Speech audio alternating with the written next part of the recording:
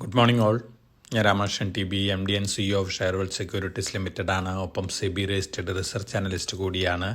ഈ ഓഡിയോ കേട്ടതിന് ശേഷം ഡിസ്ക്ലെയിമർ കൂടി വായിച്ച് നോക്കണമെന്ന് താല്പര്യപ്പെടുന്നു. ഇന്നും നമ്മൾ എക്സ്പെക്റ്റ് ചെയ്യുന്നത് സ്ലൈറ്റ്ലി ബെറ്റർ ഓപ്പണിംഗ് ആണ്. ഗ്ലോബൽ സെൻറ്റിമെൻറ്റ് നോക്കുകയാണെങ്കിൽ ഏഷ്യയിൽ മെജോറിറ്റി മാർക്കറ്റുകളും ഇന്ന് ബെറ്ററാണ്. അമേരിക്കൻ മാർക്കറ്റ് ഇന്നലെ ക്ലോസ് ചെയ്തിട്ടുള്ളതും ബെറ്റർ ആയിട്ടാണ് ക്ലോസ് ചെയ്തിട്ടുള്ളത്. ഡൗ ജോൺസ് ഇൻഡെക്സ് പുതിയ ഓൾ ടൈം ഹൈയിലാണ് ക്ലോസ് ചെയ്തിട്ടുള്ളത്. അതുപോലെ തന്നെ S&P 500 52 വീക്ക് ഹൈനടുത്താണ് ക്ലോസ് ചെയ്തിട്ടുള്ളത്. നാസ്ഡാക്ക് പുതിയ 52 വീക്ക് ഹൈയിലാണ് ക്ലോസ് ചെയ്തിട്ടുള്ളത്. അതുപോലെ തന്നെ സ്മോൾ ക്യാപ്പ് ഇൻഡെക്സും ഇന്നലെ ബെറ്റർ ആയിട്ടാണ് അമേരിക്കയിൽ ക്ലോസ് ചെയ്തിട്ടുള്ളത്. റസൽ 2000 25 പോയിന്റ് ബെറ്റർ ആയിട്ടാണ് ഇന്നലെ ക്ലോസ് ചെയ്തിട്ടുള്ളത്. വൊളാറ്റിലിറ്റി ഇൻഡെക്സ് നോക്കുകയാണെങ്കിൽ 12.99 S&P 500 വിക്സ് ക്ലോസ് ചെയ്തിട്ടുള്ളത്. കഴിഞ്ഞ വെള്ളിയാഴ്ച അത് 13.03 ആയിരുന്നു. ഇതും ഇൻഡിക്കേറ്റ് ചെയ്യുന്ന ഒരു പോസിറ്റീവ് ട്രെൻഡിനെ തന്നെയാണ്. യൂറോപ്യൻ മാർക്കറ്റുകൾ മെജോറിറ്റി ഇന്നലെ ബെറ്റർ ആയിരുന്നു. ഏഷ്യൻ മാർക്കറ്റുകൾ ഇന്നലെ മിക്സഡ് ആയിരുന്നു. ചൈന വീക്കായിരുന്നു. ഇന്ന് മോർണിംഗിൽ മെജോറിറ്റി മാർക്കറ്റുകൾ ബെറ്ററാണ്. ചൈനയും ഇന്ന് മോർണിംഗിൽ സ്ലൈറ്റ്ലി വീക്കായിട്ട് തന്നെയാണ് ട്രേഡ് ചെയ്യുന്നത്. ഇന്ത്യൻ മാർക്കറ്റ് ഇന്നലെ ബെറ്റർ ആയിട്ടാണ് ക്ലോസ് ചെയ്തിട്ടുള്ളത്. ഗോൾഡ് നോക്കുകയാണെങ്കിൽ ഇന്നലെ സ്ലൈറ്റ്ലി വീക്കായിട്ടാണ് ഗോൾഡ് ഇന്നലെ ഫെബ്രുവരി ഫ്യൂച്ചേഴ്സ് ക്ലോസ് ചെയ്തിട്ടുള്ളത്. $2069.8 പെർ ഔൺസിനാണ് ഇന്നലെ ക്ലോസ് ചെയ്തിട്ടുള്ളത്. പക്ഷേ ഇന്ന് മോർണിംഗിൽ $2076.7 പെർ ഔൺസിനാണ് ബെറ്റർ ആയിട്ടാണ് ട്രേഡ് ചെയ്യുന്നത്. സ്പോട്ട് ഗോൾഡും ബെറ്റർ ആയിട്ട് തന്നെയാണ് ട്രേഡ് ചെയ്യുന്നത്. ബ്രന്റ് ക്രൂഡ് ഓയിൽ ഇന്നലെ ബെറ്റർ ആയിട്ടാണ് ക്ലോസ് ചെയ്തിരുന്നത്. $80.75 പെർ ബാരലിനാണ് ഇന്നലെ ക്ലോസ് ചെയ്തിട്ടുള്ളത്. ഇന്ന് മോർണിംഗിൽ ട്രേഡ് ചെയ്യുന്നതും ഓൾമോസ്റ്റ് ആ ലെവലിൽ തന്നെയാണ്. മെറ്റൽ ഫ്യൂച്ചേഴ്സ് എല്ലാം തന്നെ ഓൾമോസ്റ്റ് ഫ്ലാറ്റ് ടു ബെറ്റർ ആയിട്ടാണ് ഇന്നലെ ക്ലോസ് ചെയ്തിട്ടുള്ളത്. ഇന്ന് മോർണിംഗിലും ആ കണ്ടീഷനിൽ തന്നെയാണ്, ആ സ്റ്റാറ്റസിൽ തന്നെയാണ് മെറ്റൽ ഫ്യൂച്ചേഴ്സ് ട്രേഡ് ചെയ്യുന്നത്.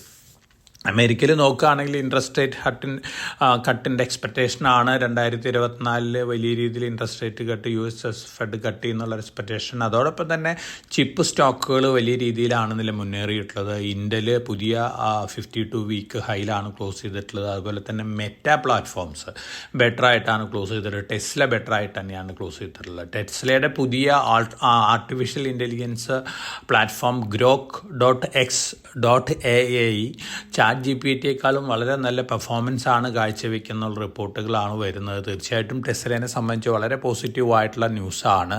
അപ്പോൾ ഓവർസീസ് ഇൻവെസ്റ്റേഴ്സ് ഓവർസീസ് സ്റ്റോക്കുകൾ ഇൻവെസ്റ്റ് ചെയ്യുന്നുണ്ട്. ടെസ്ല വാങ്ങുന്നത് നന്നായിരിക്കും. ടെസ്ല ഒരു പക്ഷേ പുതിയ ഓൾ ടൈം ഹൈ ഹിറ്റ് ചെയ്യാനുള്ള ചാൻസാണ് കാണുന്നത്. കാരണം അവരുടെ ജനറേറ്റീവ് ആർട്ടിഫിഷ്യൽ ഇൻ്റലിജൻസിൻ്റെ പ്ലാറ്റ്ഫോം നല്ല രീതിയിൽ പെർഫോം ചെയ്യുകയാണെങ്കിൽ തീർച്ചയായിട്ടും വലിയ രീതിയിലുള്ള മുന്നേറ്റം ഈ സ്റ്റോക്കിൽ കാണാനുള്ള ചാൻസസ് ഉണ്ട്. ഇനി നമ്മൾ ഇന്ത്യൻ സിറ്റുവേഷൻ നോക്കുകയാണെങ്കിൽ സ്റ്റോക്ക് സ്പെസിഫിക് അപ്പ് മൂവ്സ് ആണ് നമ്മൾ മേജറായിട്ട് എക്സ്പെക്ട് ചെയ്യുന്നത്. ഗോദ്രേജ് പ്രോപ്പർട്ടി അവരുടെ ലക്ഷറി പ്രൊജക്റ്റിലത്തെ 750 ഫ്ലാറ്റുകൾ 600 ലോഞ്ച് ചെയ്ത ഉടനെ തന്നെ വിറ്റുപോയിരിക്കുകയാണ്. വളരെ പോസിറ്റീവായിട്ടുള്ള ന്യൂസാണ്. ഇവരുടെ ഗൈഡൻസ് 10,000 കോടിയായിരുന്നു ഈ ധനകാര്യ വർഷത്തെ. അത് ഓൾറെഡി ക്രോസ് ചെയ്തിട്ട് 12,200 കോടി ആയിട്ടുണ്ട്. റിയൽ എസ്റ്റേറ്റ് രംഗത്തുള്ള ബൂമിൻ്റെ ഒരു ഇമ്പാക്റ്റും കൂടിയാണ് ഈ പോസിറ്റീവ് പെർഫോമൻസിന് കാരണം. അപ്പോൾ ഗോദ്രേജ് പ്രോപ്പർട്ടി ഇപ്പോൾ ട്രേഡ് ചെയ്യുന്നത് ഓൾമോസ്റ്റ് ഹയർ ലെവലിൽ തന്നെയാണ്. പക്ഷേ മറ്റു റിയൽ എസ്റ്റേറ്റ് കമ്പനികൾക്കൊപ്പം മാർക്കറ്റിൽ വലിയ രീതിയിൽ മുന്നേറ്റം വരികയാണെങ്കിൽ ഗോദ്രേജ് പ്രോപ്പർട്ടി മുന്നേറാനുള്ള ചാൻസാണ് കാണുന്നത്.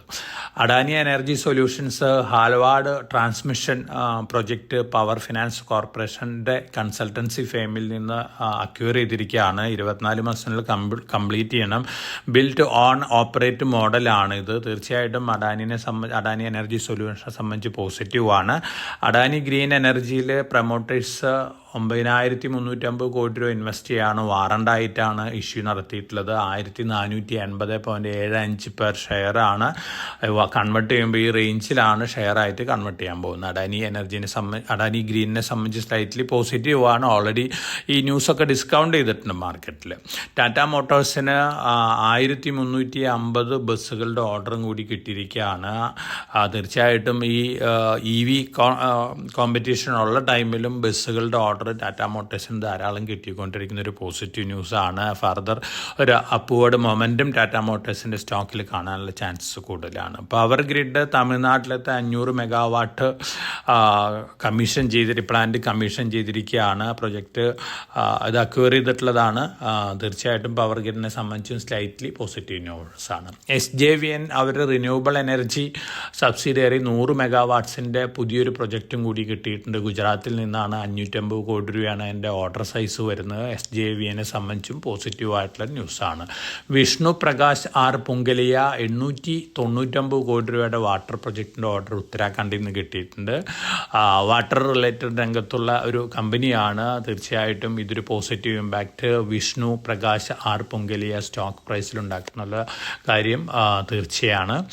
NBCC അമ്രപാലി പ്രൊജക്റ്റുകളൊക്കെ ബാങ്ക്രപ്റ്റായിരുന്ന അമ്രപാലിയുടെ പ്രൊജക്റ്റുകളൊക്കെ NBCC ആണ് അക്വയർ ചെയ്തിരുന്നത്. NBCC അതിലിപ്പോൾ അവൈലബിൾ ഫോർ സെയിലായിട്ടുള്ള 5000 ഫ്ലാറ്റുകളിൽ 90% വിറ്റ് തീർത്തിരിക്കുകയാണ്. വളരെ പോസിറ്റീവായിട്ടുള്ള ന്യൂസാണ് NBCCനെ സംബന്ധിച്ച്. ഇനിയും ധാരാളം ഫ്ലാറ്റുകൾ ഈ പ്രൊജക്റ്റിൽ കൺസ്ട്രക്റ്റ് ചെയ്യാനുണ്ട്. പാർഷ്യലി കൺസ്ട്രക്ട് ചെയ്തിട്ടുള്ള പ്രൊജക്റ്റുകളൊക്കെയാണ്. അപ്പോൾ ഈ പ്രൊജക്റ്റിൽ വലിയ രീതിയിലുള്ള ഒരു പോസിറ്റീവ് ഇമ്പാക്റ്റ് NBCC കിട്ടാനുള്ള ചാൻസസ് കൂടുതലാണ്. പിന്നെ ഓവറോൾ നമ്മൾ മാർക്കറ്റ് സിറ്റുവേഷൻ നോക്കുകയാണെങ്കിൽ മാർക്കറ്റിൽ പല സ്റ്റോക്കുകളും വലിയ രീതിയിലുള്ള ബൈയിങ് ആണ്, ഡെലിവറി ബൈയിങ് ആണ് കാണുന്നത്. പ്രത്യേകിച്ച് ടെക്നോളജി രംഗത്തുള്ള ലാർജ് ക്യാപ്പ് ഓഹരികളിലൊക്കെ നല്ല രീതിയിലുള്ളൊരു ബൈയിങ് കാണുന്നുണ്ട്.